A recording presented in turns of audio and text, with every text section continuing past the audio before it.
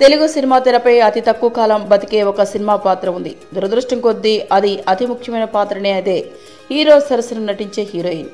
అవును, మన కథలు ఎక్కువగా హీరో చుట్టే తిరుగుతాయి. హీరోయిన్లు కేవలం అందానికే పరిమితం అవుతారు. ఇప్పుడు వచ్చిన వాళ్ళు కూడా అవే చేయడానికి ఇష్టపడుతున్నారు. మామూలు ఆడపిల్లలా కనిపించడానికి ఏ హీరోయిన్ అంత తొందరగా ఒప్పుకోవటం లేదు. నిత్యా మీనన్, కీర్తి సురేష్ లాంటి హీరోయిన్లు తప్పితే మిగిలిన అందరూ వాళ్ళ సొగసులు ఆరబోసి ఆఫర్లు కొట్టే రకమే. అలాంటి వాళ్లలో మన తెలుగులో ఇప్పుడు రకుల్ ప్రీత్ సింగ్ ముందు ఉంది. నటన అంతగా ఏమీ చేయకపోయినా తన అందంతో ఏదో నెట్టుకు వస్తోంది. రామ్ చరణ్ ధృవ సినిమాలో పరేషానురా పాటలో అవసరానికి మించి వడ్డించింది.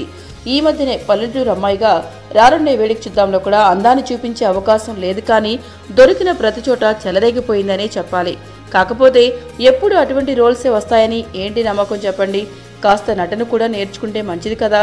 కానీ అమ్మడికి ఆఫర్లు బాగానే వస్తున్నాయి తెలుగులో. రకుల్ డేట్స్ కోసం ఎదురు చూసే సినిమాలు లేకపోలేదు.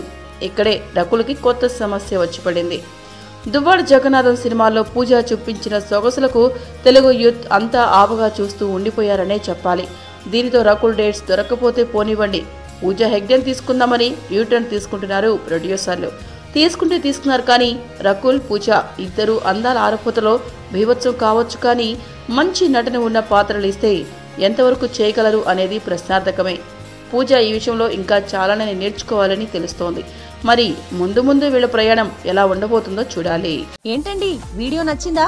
అయితే ఓ లైక్ వేసుకోండి, లేదంటే ఓ కామెంట్ చేయండి. ఎప్పటికప్పుడు మా వీడియోస్ చూడాలంటే సబ్స్క్రైబ్ చేసుకోండి.